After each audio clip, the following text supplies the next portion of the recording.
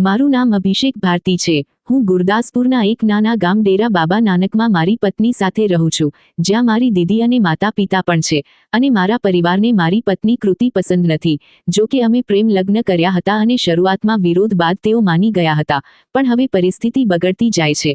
મારી માતા અને દીદી મને કૃતિને છૂટાછેડા આપવા માટે દબાણ કરે છે, જે સાંભળીને મારું દિલ તૂટી જાય છે, કારણ કે હું મારી જાનથી પ્યારી પત્નીને કેવી રીતે છૂટાછેડા આપી શકું। અને આજે પણ જ્યારે હું ઓફિસથી થાકીને ઘરે આવ્યો ત્યારે માતાએ ફરી દબાણ કર્યું, જેનાથી ગુસ્સે થઈને હું માતા સાથે દલીલ કરવા લાગ્યો કે તે કેમ હંમેશા કૃતિની પાછળ પડી રહે છે જ્યારે તે બિચારી ચૂપચાપ પોતાનું કામ કરે છે।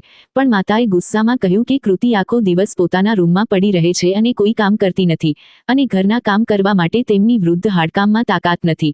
અને જ્યારે મેં 2-4 વાતો કરી અને રૂમમાં ગયો ત્યારે કૃતિ ત્યાં નહોતી અને બહાર પણ નહોતી, અને મેં તેને બૂમો પાડી પણ કોઈ જવાબ ન મળ્યો। હું ફરી નીચે આવ્યો અને જોયું કે માતા ચા પી રહી હતી, અને મને નવાઈ લાગી કે ચા કોણે બનાવી। ત્યારે મેં રસોડામાં કૃતિને પરસેવાથી લથબથ જૂના કપડામાં ઊભીને રસોઈ બનાવતી જોઈ, અને મને આશ્ચર્ય થયું કારણ કે માતા હજી કહી રહી હતી કે તે કામ કરતી નથી। હું રસોડામાં ખુરશી પર બેઠો, કૃતિ પોતાના કામમાં એટલી મગ્ન હતી કે તેને મારી હાજરીની ખબર પણ નહોતી। અચાનક તે કડાઈમાં ચમચો ફેરવતા ફેરવતા જમીન પર પડી ગઈ। હું દોડીને તેની પાસે ગયો અને તેને બાહોમાં લીધી। તેની આંખો ખુલ્લી હતી પણ તેને કશાનું ભાન નહોતું। તે અજીબ નજરોથી મને તાકી રહી હતી। મને સમજાયું નહીં કે તેને શું થયું છે। મેં પૂછ્યું પણ તેણે જવાબ ન આપ્યો। મેં જોરથી બૂમો પાડીને માતાને મદદ માટે બોલાવી પણ કોઈ ન આવ્યું। હું કૃતિને બાહોમાં લઈને બહાર લાવ્યો તો માતા ત્યાં બેસીને ચા પીતી હતી। મને ગુસ્સો આવ્યો કે તેમને મારી પત્ની સાથે શું દુશ્મની છે, અને હવે તેમનો દીકરો બૂમો પાડી રહ્યો હતો તો પણ તેમણે જવાબ ન આપ્યો। કૃતિ બેહોશ થઈ ગઈ હતી। મેં તેને સોફા પર સુવડાવી અને મારા ડોક્ટર મિત્રને ફોન કર્યો પણ તેણે ફોન ન ઉપાડ્યો।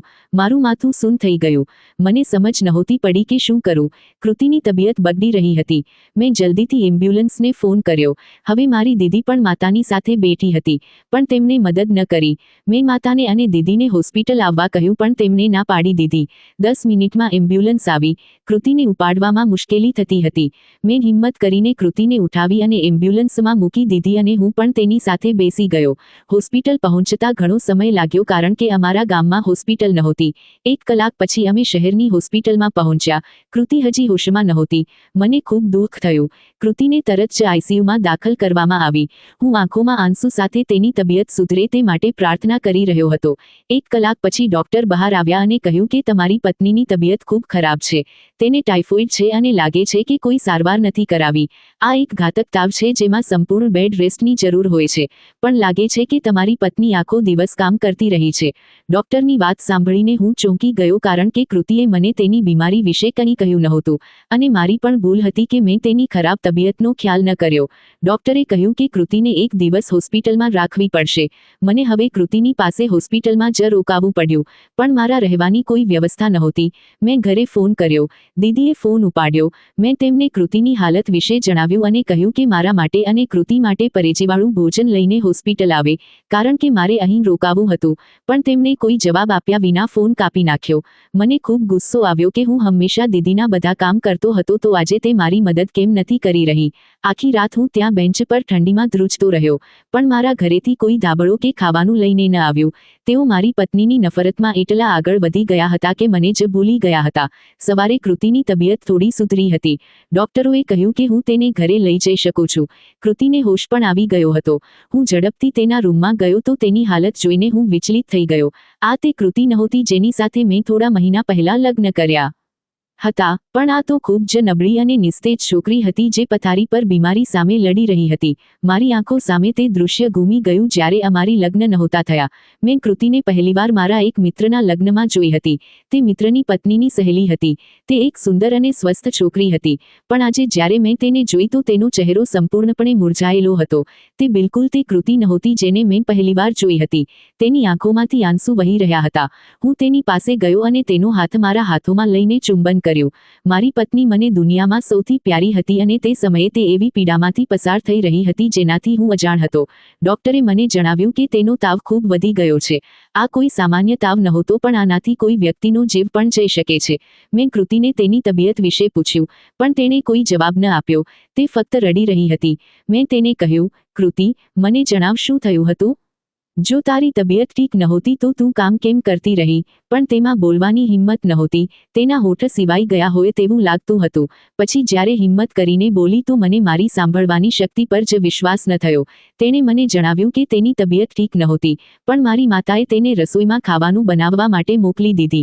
આ કારણે તેની તબિયત એટલી બગડી ગઈ હતી. માતા વિશે આવી વાત સાંભળીને મને વિશ્વાસ જ ન થયો કે આખરે તેઓ એક માણસ સાથે આવું કેવી રીતે કરી શકે છે. થોડીવારમાં જ હું કૃતિને લઈને ઘરે પહોંચ્યો. જ્યારે હું ઘરે ગયો તો મારી માતા અને દીદી ઘરે હાજર નહોતા, પણ પિતા એકલા બેસીને ટીવી પર કોઈ કાર્યક્રમ જોઈ રહ્યા હતા. મેં તેમને માતા અને દીદી વિશે પૂછ્યું તો તેઓ કહેવા લાગ્યા, બેટા, તેઓ કોઈ પાર્ટીનું કહીને ગયા છે. સવારના ગયા છે, હજી પાછા નથી આવ્યા. હવે બપોર થવા આવી હતી અને હું આ સાંભળીને આશ્ચર્યમાં પડી ગયો કે સવારમાં કઈ પાર્ટી હોય છે. પણ મેં આ વાત પર ધ્યાન ન આપ્યું અને કૃતિને લઈને મારા રૂમમાં આવી ગયો કારણ કે તેનાથી ચલાતું પણ નહોતું. તેને પૂરો આરામ જોઈતો હતો. મેં તેને રૂમમાં સુવડાવીને બહાર આવ્યો અને તેના માટે પરેજીવાળું ભોજન બનાવવા લાગ્યો કારણ કે ડોક્ટરે સખત રીતે મનાઈ કરી હતી કે તે વધારે મસાલેદાર ખાવાનું ન ખાય. માતા અને દીદી તો ઘરે હાજર નહોતા, તેથી મારે જ ખાવાનું બનાવવું પડ્યું. આજે હું ઓફિસ પણ નહોતો ગયો. વારંવાર ઓફિસમાંથી પણ ફોન આવી રહ્યા હતા, પણ મેં 2 દિવસની રજા લઈ લીધી હતી. હું રસોડામાં ઊભો કૃતિ માટે સૂપ બનાવી રહ્યો હતો કે અચાનક મારી માતા ત્યાં આવી અને કહેવા લાગી, વાહ બેટા, તું તો પત્નીનો નોકર જ બની ગયો છે. તેઓ મારા પર કટાક્ષ કરતા હસી રહ્યા હતા. મારી દીદી પણ ત્યાં હાજર હતી. હું તો તેમના પર ગુસ્સો કરવા માંગતો હતો કે તેમને ખરાબ તબિયત હોવા છતાં મારી પત્નીને રસોડામાં ભોજન બનાવવા માટે મોકલી દીધી. પણ આ પહેલા કે હું કંઈ કહું તેઓ તો મારા પર જ કટાક્ષ કરવા લાગ્યા. માતા, તમે આ કેવી વાતો કરી રહ્યા છો? એક તો હું હોસ્પિટલથી થાકીને આવ્યો છું અને તમે મારી પાસે ખાવાનું પણ નહોતું મોકલ્યું. હવે તમે સવારથી ઘરેથી પણ ગાયબ હતી. જો હું મારી પત્ની માટે કંઈક બનાવી લઈશ તો આમાં કઈ આફત આવી જશે? તે મારી પત્ની છે, કોઈ દાસી નથી. તે પણ તો હંમેશા મારા કામ કરતી રહે છે. જો આજે હું તેના માટે કંઈક બનાવી દઈશ તો મારા સન્માનમાં કોઈ કમી નહીં આવે. મેં દુઃખ સાથે માતાને કહ્યું હતું, પણ તેમને મારી વાતથી કોઈ ફરક ન પડ્યો અને તેઓ અને દીદી ચૂપચાપ રસોડામાંથી જ બહાર નીકળી ગયા. તેમને મારા પર જરા પણ દયા ન આવી કે હું ગઈકાલનો થાકેલો પાકેલો રસોડામાં ઊભો કામ કરી રહ્યો છું. તેમનાથી તો એટલું પણ ન થયું કે મારી થોડી મદદ કરી દે. થોડી જ વારમાં હું સૂપ બનાવી ચૂક્યો હતો અને મેં કૃતિને પીવડાવી પણ દીધો હતો. હવે તે દવા ખાઈને આરામ કરી રહી હતી તો હું પણ ઘરેથી બહાર નીકળી આવ્યો કારણ કે મારે કૃતિ માટે કેટલીક બીજી દવાઓ લેવાની હતી. દિવસો પસાર થતા ગયા. કૃતિની તબિયત હવે થોડી સુધરી હતી. તે ફરીથી કામ પર લાગી ગઈ અને હું પણ ઓફિસ જવા લાગ્યો. અવારનવાર માતા મને પરેશાન કરતી કે કૃતિને છૂટાછેડા આપી દે, નહીં તો હું આ ઘર છોડીને ચાલી જઈશ. પણ હું કોઈ પણ હાલતમાં કૃતિને છૂટાછેડા આપવા માંગતો નહોતો. તે મારા મનના એટલી નજીક હતી જેટલી મારી માતા પણ નહોતી કારણ કે હું જોઈ ચૂક્યો હતો કે ખરાબ સમયમાં મારી માતાએ મારી કોઈ મદદ ન કરી. હું આખો દિવસ ઓફિસમાં પસાર કરતો. જ્યારે સાંજે ઘરે પાછો ફરતો તો કૃતિ થાકના કારણે તૂટેલી ફૂટેલી પથારી પર સૂતી હોય. હવે તો અમારા વચ્ચે કોઈ વાતચીત પણ નહોતી થતી. હું પણ તેને પરેશાન કરવા નહોતો માંગતો કારણ કે તે ઘરનું કામ કરીને થાકી જતી હતી. હજી તેની તબિયત સંપૂર્ણપણે ઠીક નહોતી થઈ. ડોક્ટરે જણાવ્યું હતું કે કૃતિનો લગભગ 3 મહિનાનો ઇલાજ ચાલુ રાખવો પડશે. ત્યારબાદ જ તેની તબિયત સંપૂર્ણપણે ઠીક થશે. ડોક્ટરે કામ કરવાથી પણ સખત રીતે મનાઈ કરી હતી. પણ મારા ઘરમાં તો કૃતિ સિવાય કોઈ કામ નહોતું કરતું. આજે જ્યારે હું ઓફિસથી પાછો ફર્યો તો મેં જોયું કે મારી માતા અને દીદી ફરી ક્યાંક જવા માટે તૈયાર ઊભા છે. પણ કૃતિ ઘરની સફાઈ કરી રહી છે. મેં કૃતિને પૂછ્યું કે તું તેમની સાથે કેમ નથી જઈ રહી? તો તે ચૂપ રહી કારણ કે મારી માતા પણ ત્યાં હાજર હતી. જો તે મારી માતાની વિરુદ્ધ કંઈ કહેતી તો તેઓ ફરીથી ગુસ્સો કરવા લાગતી. તેથી તે બિચારી ચૂપ રહી. મારી માતા અને દીદી ત્યાંથી ચાલી ગઈ. પછી મેં કૃતિને પૂછ્યું કે આખરે તું તે બંનેની સાથે કેમ ન ગઈ? તો તેણે કહ્યું કે મેં સાસુમાને કહ્યું હતું કે હું પણ તમારી સાથે ચાલું છું કારણ કે કેટલા દિવસો થઈ ગયા હું ઘરેથી બહાર જ નથી નીકળી. પણ તેમણે મારા મું પર થપ્પડ મારી દીધો અને કહ્યું કે હું ઘરનું કામ કરું. જ્યારે તેઓ ઘરે પાછા આવશે તો તેમને ખાવાનું પણ તૈયાર જોઈએ. તેથી જ હું ઘરે રોકાઈ છું. મને સમજમાં નહોતું આવતું કે આખરે મારા ઘરમાં શું થઈ રહ્યું છે. એક તરફ મારી માતા અને દીદી મારાથી કૃતિની બુરાઈઓ કરતી તો બીજી તરફ કૃતિ મને માતા અને દીદી વિશે એવી વાતો જણાવતી કે મારું મન માનવા તૈયાર નહોતું. હું હું ઓફિસથી થાકીને આવ્યો હતો તેથી મારા રૂમમાં જતો રહ્યો અને કૃતિ બિચારી કામ કરતી રહી. આજે હું ઓફિસથી વહેલો પાછો ફર્યો હતો કારણ કે મારી પણ તબિયત કંઈક ઠીક નહોતી. આવતા જ હું મારા રૂમમાં સૂઈ ગયો. મને તો એ પણ નહોતી ખબર કે કૃતિ ક્યાં સુધી કામ કરતી રહી અને ક્યારે આવીને મારી પાસે સૂઈ. જ્યારે મારી આંખ ખુલી તો મેં જોયું કે તે થાકી હારી મારી સાથે જ પથારી પર સૂઈ રહી હતી. મને તેનો ચહેરો બિલકુલ પણ પહેલા જેવો નહોતો લાગતો. મેં ધ્યાનથી જોયું તો તે ખૂબ નબળી થઈ ગઈ હતી અને આ બધું મારી કારણે જ થયું હતું કારણ કે જ્યારે તે તેના માતા પિતાના ઘરે રહેતી તો તે મોટી સુંદર હતી. હવે દિવસ બદિન તેની સુંદરતા ઓછી થતી જઈ રહી હતી અને આ બધું એટલું વધુ કામ કરવાના કારણે હતું. કારણ કે અમારું ઘરાણું ખૂબ અમીર નહોતું, પણ કૃતિ એક ખાતા પીતા ઘરાણાથી જોડાયેલી હતી. તેના માતા પિતા તો આ લગ્ન પર રાજી જ નહોતા કારણ કે હું વધુ કમાતો નહોતો, પણ કૃતિ મારાથી પ્રેમ કરતી હતી. તેથી જ તેણે તેના માતા પિતાના વિરોધમાં જઈને મારી સાથે લગ્ન કર્યા હતા. પણ હું તેને તે ખુશીઓ ન આપી શક્યો હતો જેની તે હકદાર હતી. માતા, તમે આ કેવી વાતો કરી રહ્યા છો? કૃતિ બિલકુલ પણ તમારી સાથે આવું નથી કરી શકતી. હું તેને સારી રીતે જાણું છું. ઉલટાનું તે તો તમારી ખૂબ ઇજ્જત કરે છે અને તમે કહી રહ્યા છો કે તેણે તમને ગાળો આપી છે. હું ક્યારેય પણ આ વાત માની ન શકું. આજે જ્યારે હું માતાના રૂમમાં આવ્યો તો તેઓ ફરીથી ફરિયાદ લઈને બેસી ગયા કે કૃતિએ તેમને ગાળો આપી છે. બેટા, હું ખોટું નથી બોલી રહી. બેધડક તારી બહેનથી પૂછી લે. આ પણ તે સમયે અહીં જ હાજર હતી. મેં કૃતિને બસ એટલું કહ્યું કે મને એક ગ્લાસ પાણી લાવી દે, તો તે મને ગાળો આપવા લાગી અને કહેવા લાગી કે શું તારા પગ તૂટી ગયા છે? જાતે જ જઈને રસોડામાંથી પાણી લઈ લે. બસ આ જ વાત થઈ હતી અમારા વચ્ચે. જણાવો, આમાં મારો શું વાંક છે? હું તો તને પહેલાથી જ કહેતી આવી છું કે તારી પત્ની કોઈ સારી સ્ત્રી નથી, પણ તું તો મારી વાત જ નથી સાંભળતો. માતા આ વાત કહીને મોં બીજી તરફ ફેરવી ગઈ. મેં દીદીને પૂછ્યું તો તે પણ કહેવા લાગી કે માતા સાચું કહી રહી છે. મારી દીદી મારાથી મોટી હતી પણ હજી સુધી તેના લગ્ન નહોતા થયા. તે પોતાનો અભ્યાસ પૂરો કરી ચૂકી હતી અને હવે ઘરમાં જ રહેતી હતી. મેં એક બે વાર મારા ઓળખીતાથી તેના સંબંધની વાત કરી. તે લોકો પણ માની ગયા, પણ મારી દીદી નહોતી માનતી. તે કહેતી હતી કે હું હજી લગ્ન નથી કરવા માંગતી, તો હું પણ ચૂપ થઈ જતો. તે મારાથી મોટી હતી. હું તેના પર જબરદસ્તી ન કરી શકતો હતો. માતા અને દીદીની વાતો સાંભળીને હું રૂમમાંથી બહાર નીકળી આવ્યો. પણ મેં કૃતિને કંઈ ન કહ્યું કારણ કે હું જાણતો હતો કે તે આવું કંઈ કહી જ ન શકે. જો હું તેને કંઈ કહેતો તો તેનું દિલ તૂટી જાત. મેં ચૂપકીદી સાધી લીધી. હું માતાની શું વાત સાંભળતો? મારાથી તો કૃતિની આ હાલત જોવાય જ નહોતી જતી. તે દિવસ બદિન થાકેલી અને નબળી થતી જઈ રહી હતી. મેં એક બે વાર તેને પૂછ્યું પણ ખરું, પણ તેણે કોઈ જવાબ ન આપ્યો. હું એકવાર ફરીથી કૃતિને લઈને હોસ્પિટલ પહોંચી ગયો. ડોક્ટરે કહ્યું કે કૃતિનો તાવ ઓછો થવાને બદલે વધતો જઈ રહ્યો છે. મારે તેને બીજા શહેરમાં જઈને બતાવવું પડશે. પણ મારી પાસે એટલા પૈસા જ નહોતા કે હું તેને કોઈ બીજા શહેર ઈલાજ માટે લઈ જઈ શકું. તેથી નિરાશ થઈને ઘરે આવી ગયો. રસ્તામાં કૃતિ મારાથી કહેતી આવી હતી કે તમે પરેશાન ન થાવ, હું ઠીક થઈ જઈશ. કારણ કે મેં તેને કહ્યું કે હું મારા એક મિત્ર પાસેથી ઉધાર લઈને તને બીજા શહેર લઈ જઈશ, તો તે મને ના પાડવા લાગી કે તમે મારી કારણે ઉધાર ન લો. હું એમ જ ઠીક છું. મને તેના પર ખૂબ દયા આવી. મને તો વિશ્વાસ જ નહોતો થતો કે મારી પત્ની એટલી સારી છે. એક તરફ મારી માતા મને કૃતિ વિશે આટલું બધું જણાવતી અને બીજી તરફ કૃતિના આચરણથી આ બિલકુલ પણ દેખાતું નહોતું કે તે આવી પણ કોઈ હરકત કરી શકે છે. હું હવે પાગલ થવા આવ્યો હતો. એક તરફ કૃતિનો પ્રેમ હતો અને બીજી તરફ માતાની ઇજ્જત. મને સમજમાં નહોતું આવી રહ્યું કે હું કોની વાત માનું અને કોની નહીં. કૃતિની વાત પર હું પણ ચૂપ થઈ ગયો કારણ કે હું તો બસ એમ જ ઉધાર લેવાની વાત કરી બેઠો હતો. જો કે હું સારી રીતે જાણતો હતો કે મારા મિત્રો મારી મદદ નહીં કરે કારણ કે તેઓ બિચારા પણ મારી જેમ તંગીની ચક્કીમાં પીસાઈ રહ્યા હતા. જો કે હું આખો દિવસ ઓફિસમાં કામ કરતો પણ મારો પગાર એટલો વધુ નહોતો કે હું મારું ઘર પણ ચલાવું અને તેમાંથી કંઈક બચાવીને પણ રાખું.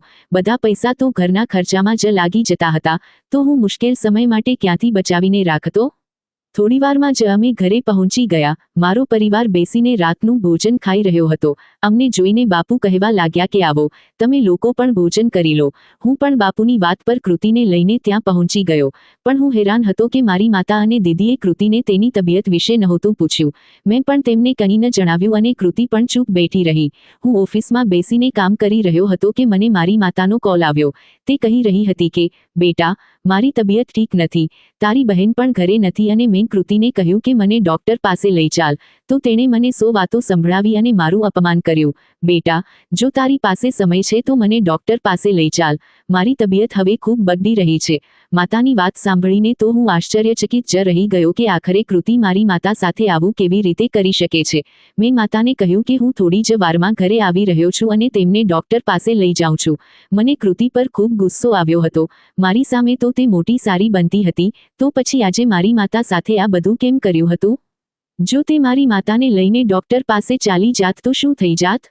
હું જલ્દી ઓફિસનું કામ પૂરું કરવા લાગ્યો. જ્યારે હું મેનેજર પાસે રજા લેવા ગયો તો તેણે મને વધુ કામ આપી દીધું અને કહ્યું કે આજે તને સમય પહેલા રજા મળી શકે નહીં કારણ કે આજે ઓફિસમાં ખૂબ વધુ કામ છે. તેની વાત સાંભળીને મારું મન ભરાઈ આવ્યું. પહેલી બાજુ મારી માતા બીમારીથી ઝઝૂમી રહી હતી અને હું અહીં બેસીને કામ કરી રહ્યો હતો, પણ હું કંઈ કરી પણ નહોતો શકતો. હું જલ્દી તે કામ પણ પૂરું કરવા લાગ્યો, પણ તે કામ એટલું વધુ હતું કે મને સાંજ જ થઈ ગઈ અને હવે તો ઓફિસની રજાનો પણ સમય થઈ ગયો હતો.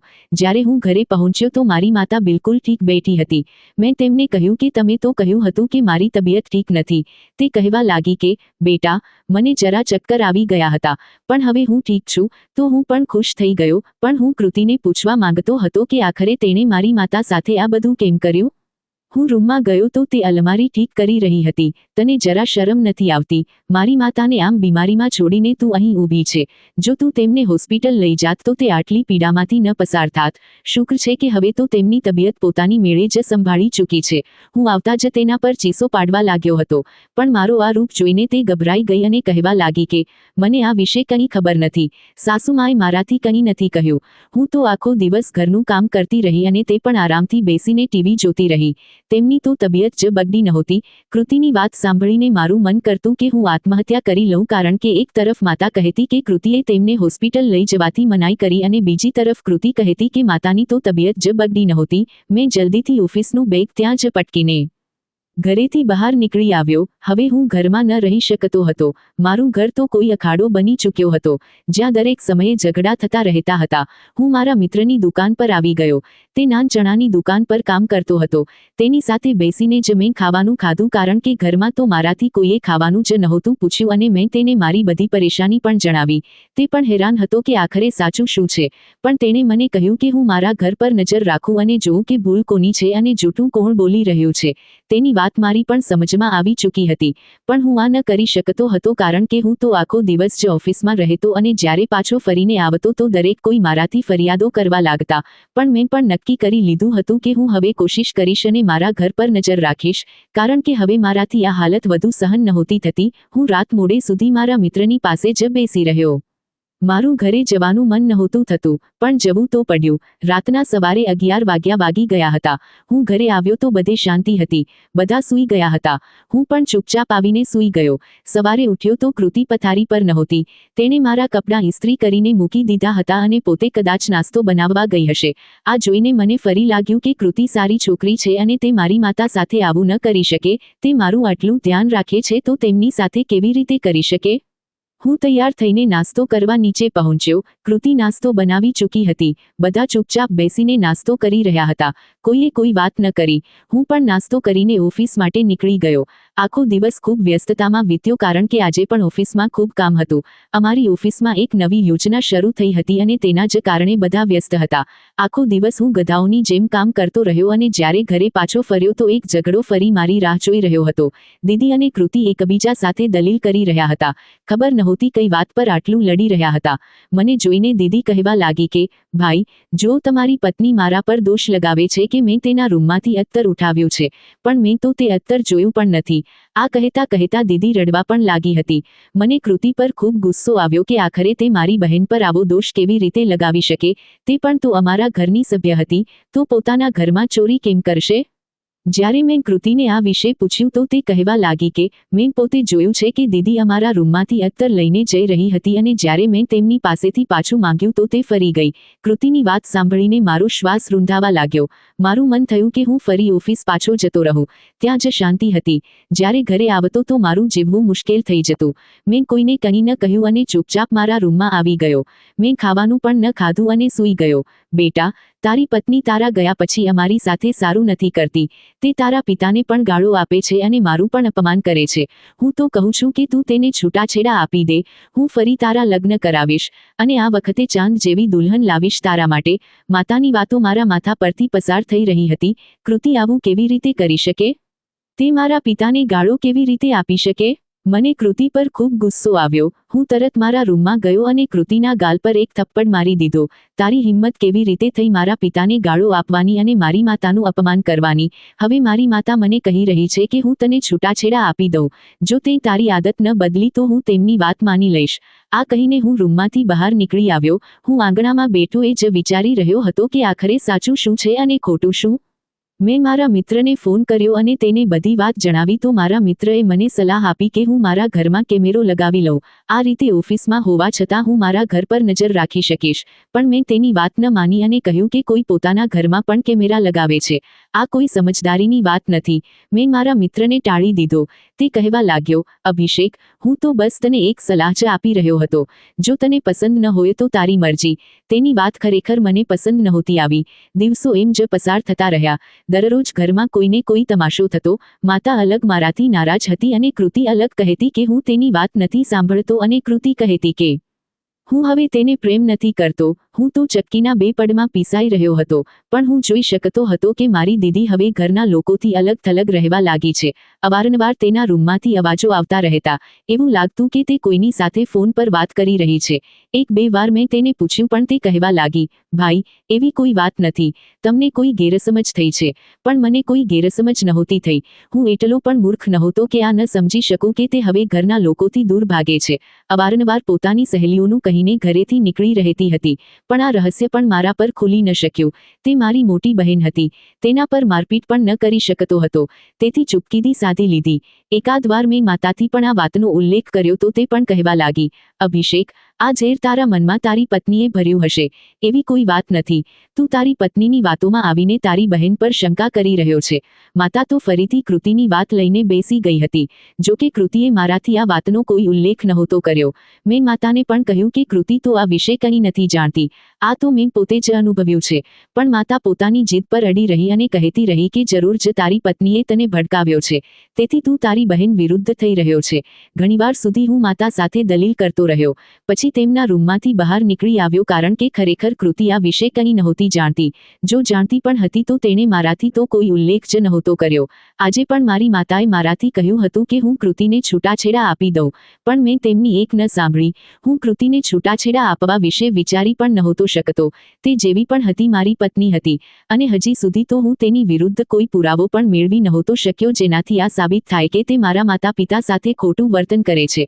હવે મારી હિંમત જવાબ આપી ગઈ. એકવાર ફરીથી હું મારા મિત્રની દુકાન પર હાજર હતો. તે પણ મારી રોજની પરેશાનીઓથી કંટાળી ગયો હતો. એકવાર ફરીથી મારાથી કહેવા લાગ્યો, અભિષેક, હું તો તને એ જ સલાહ આપીશ કે તું તારા ઘરમાં કેમેરા લગાવી લે. જો વધારે દિવસો માટે નહીં તો થોડા દિવસો માટે જ લગાવી લે. તને ખબર પડી જશે કે કોણ તને ભ્રમિત કરી રહ્યું છે. આ વખતે તેની વાત પર હું પણ ચૂપ થઈ ગયો કારણ કે હું કેમેરા લગાવવા વિશે વિચારવા લાગ્યો હતો. પણ મારી પાસે તો કેમેરા લગાવવાના પણ પૈસા નહોતા. તો મારા મિત્રએ કહ્યું કે તેના ઘરે એક જૂનો કેમેરો પડ્યો છે. તે હું મારા ઘરમાં લગાવી લઉં. પણ મેં તેને કહ્યું કે એક કેમેરાથી શું થશે? તો તે કહેવા લાગ્યો કે રૂમમાં નહીં તો તું બહાર તો કેમેરો લગાવી જ શકે છે. આખો દિવસ તો બધા પોતાના રૂમમાં નથી રહેતા.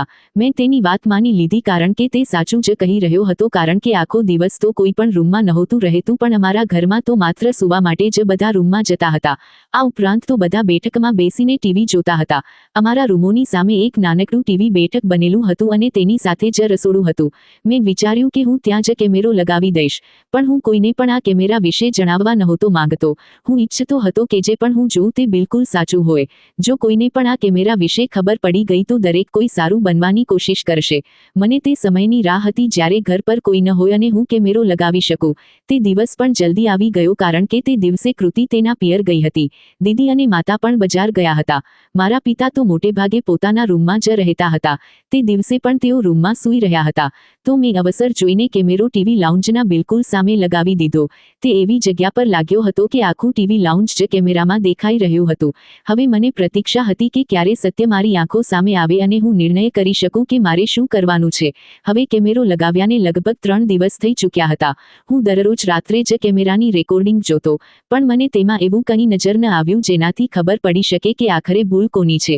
હવે તો લગભગ 1 અઠવાડિયું થઈ ચૂક્યું હતું અને દરરોજ જ હું કેમેરાની રેકોર્ડિંગ જોતો પણ કોઈ નિષ્કર્ષ પર નહોતો પહોંચી શકતો. 1-2 વાર તો તેમનામાં દલીલ થઈ રહી હતી, પણ કોઈએ પણ એવી કોઈ વાત ન કરી જેનાથી મને ખબર પડતી કે દોષી કોણ છે. હવે જ્યારે હું ઓફિસમાં બેસીને કામ કરી રહ્યો હતો તો દીદીના ફોન પર કોલ આવી રહ્યા હતા, પણ હું ખૂબ વ્યસ્ત હતો. તેની કોલ નહોતો ઉઠાવવા માંગતો કારણ કે તે ફરીથી મને કોઈ કામ પર મોકલી દેતી અને એકવાર ફરીથી મારે મારા મેનેજરથી ઠપકો ખાવો પડતો. પણ જ્યારે તેની કોલ વધતી ગઈ તો મેં ફોન ઉઠાવીને કાનથી લગાવી લીધો. પણ તેણે જે ખબર મને જણાવી તો મારા પગ નીચેથી જમીન જ ખસી ગઈ. હું તરત ઓફિસમાંથી નીકળી આવ્યો અને ઘરે પહોંચી ગયો. જ્યારે ઘરે આવ્યો તો મેં જોયું કે મારી માતા સીડીઓની બિલકુલ પાસે પડેલી છે અને તેમના માથા પર પણ ઈજા આવી છે અને તેઓ દર્દથી કણસી રહ્યા હતા.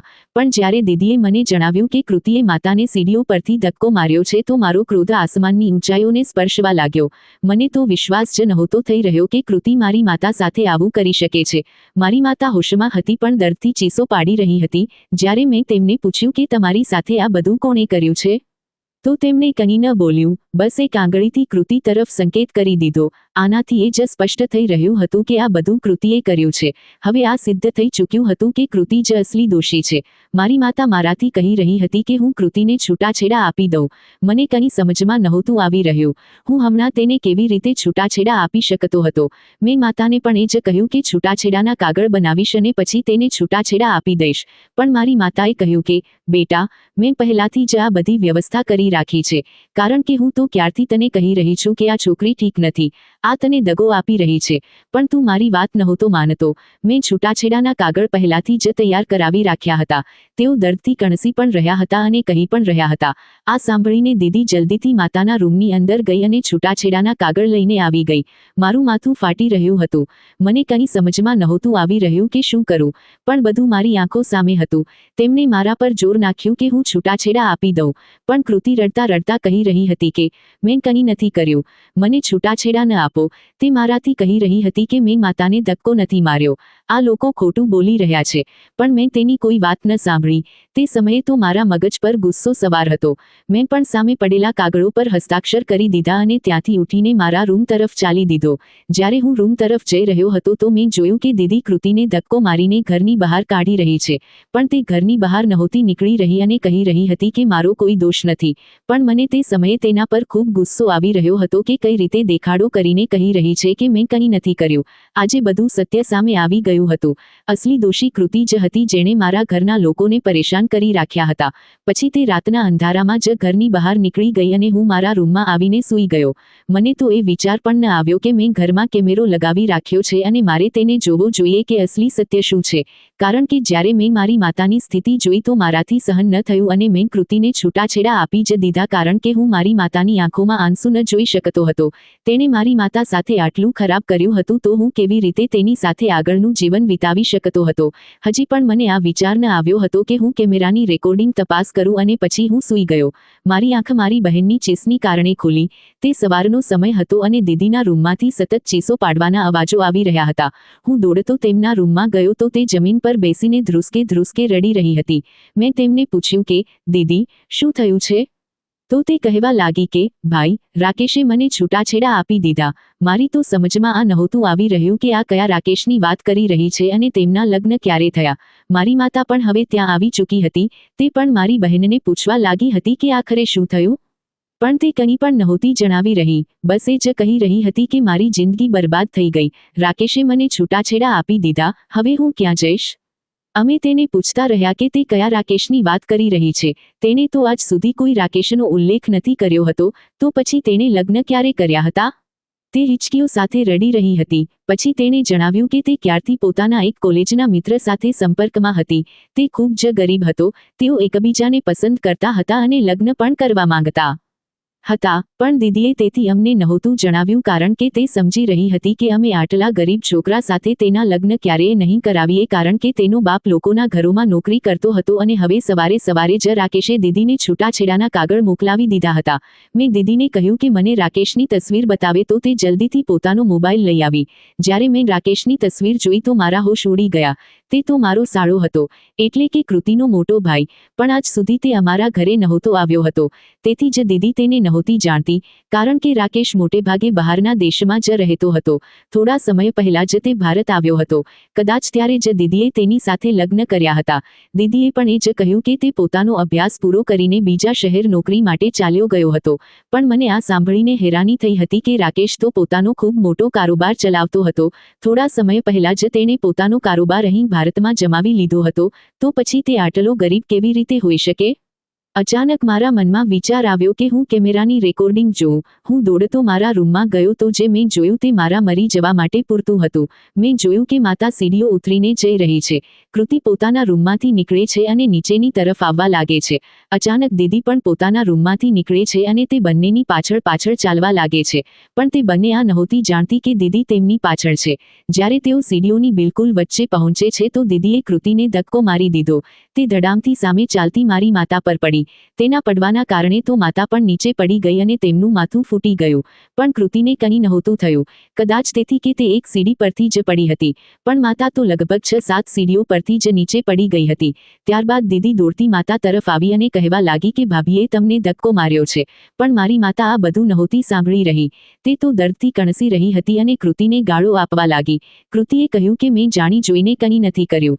કદાચ મારો પગ લપસી ગયો હતો. પણ મારી પત્ની અને માતાએ તેની કોઈ વાત ન માની. તે વિડીયો જોઈને તો મારી આંખોમાંથી આંસુ નીકળી આવ્યા.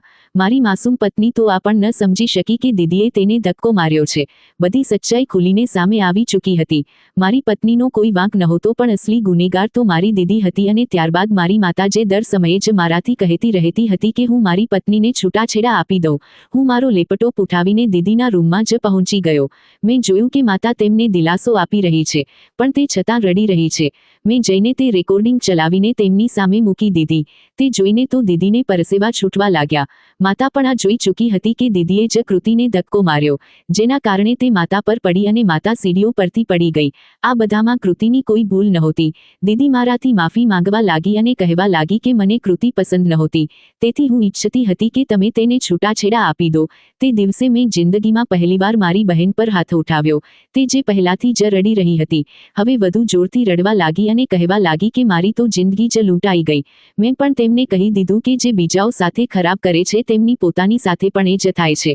પણ હજી સુધી રાકેશનો મામલો નહોતો ઉકેલાયો.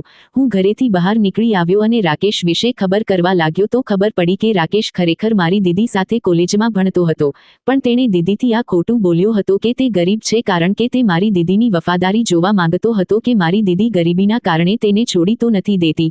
પછી તે કારોબારના સિલસિલામાં બીજા દેશ ચાલ્યો ગયો અને જ્યારે પાછો આવ્યો તો દીદી સાથે છુપાઈને લગ્ન કરી લીધા. તે સારી રીતે જાણતો હતો કે દીદી મારી જ બહેન છે, પણ તેણે તેથી છુપાઈને લગ્ન કર્યા હતા કારણ કે તે સમજી રહ્યો હતો કે અમે તેના લગ્ન દીદી સાથે નહીં કરાવીએ, કારણ કે અમારા પરિવારમાં આ રિવાજ હતો કે જો એક ઘરમાં બહેનના લગ્ન થઈ જાય તો ત્યાં ભાઈ લગ્ન ન કરી શકતો હતો. અને આ જ કારણે તે બંનેએ છુપાઈને લગ્ન કર્યા હતા. પણ દીદી આ બધું નહોતી જાણતી.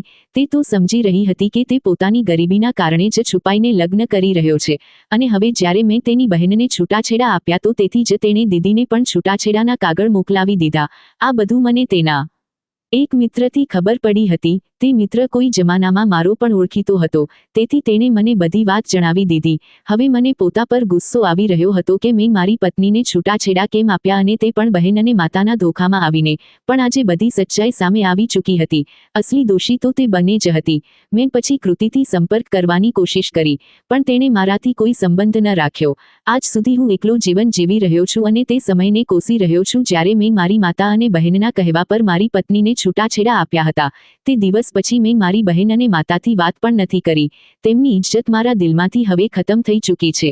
હું ચૂપચાપ ઓફિસથી ઘરે પાછો ફરું છું અને મારા રૂમમાં જતો રહું છું અને ત્યારબાદ સવારે ફરી ઓફિસ ચાલ્યો જાઉં છું. મારું કોઈની સાથે વાત કરવાનું મન નથી કરતું કારણ કે મારા દિલની દુનિયા જ ઉછળી ચૂકી છે. કૃતિના ભાઈએ તેના લગ્ન પોતાની હેસિયતના લોકોમાં કરી દીધા અને તેના બાળકો છે. તે પોતાના જીવનમાં ખૂબ ખુશ છે.